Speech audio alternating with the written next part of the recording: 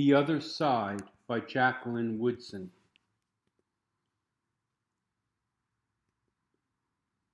That summer, the fence that stretched through our town seemed bigger. We lived in a yellow house on one side of it, white people lived on the other. And Mama said, "Don't climb over that fence when you play." She said it wasn't safe. That summer, there was a girl who wore a pink sweater. Each morning, she climbed up on the fence and stared over at our side. Sometimes I stared back. She never sat on that fence with anybody, that girl didn't. Once when we were jumping rope, she asked if she could play, and my friend Sandra said no, without even asking the rest of us. I don't know what I would have said, maybe yes or maybe no. That summer, everyone and everything on the other side of that fence seemed far away. When I asked my mama why, she said, "Because that's the way things have always been." Sometimes when me and Mama went into town, I saw that girl with her mama. She looked sad sometimes, that girl did. "Don't stare," my mama said. "It's not polite." It rained a lot that summer. On rainy days, that girl sat on the fence in a raincoat. She let herself get all wet and acted like she didn't even care. Sometimes I saw her dancing around in the puddle, splashing and laughing. "Mama wouldn't let me go out in the rain. That's why I bought you rainy day toys," my mama said. "You stay here, where it's warm and safe and dry." But every time it rained, I looked for that girl.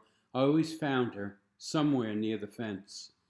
Someplace in the middle of that summer, the rain stopped.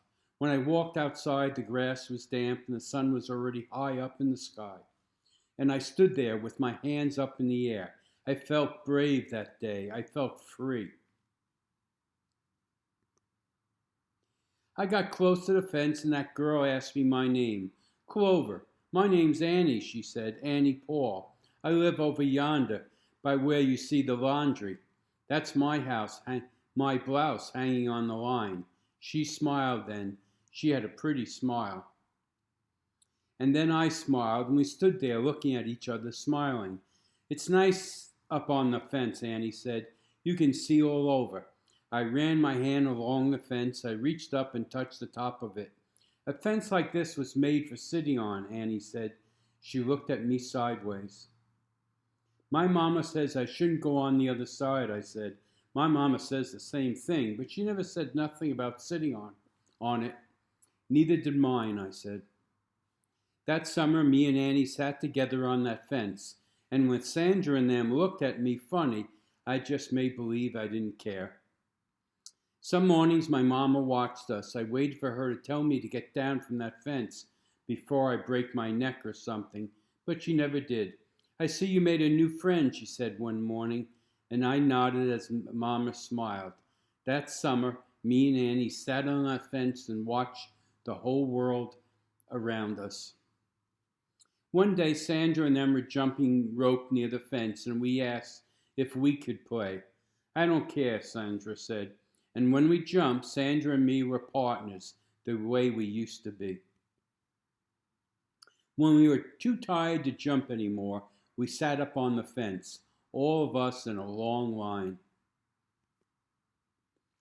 "Someday, someone's going to come along and knock this old fence down," Annie said. And I nodded, "Yeah, someday."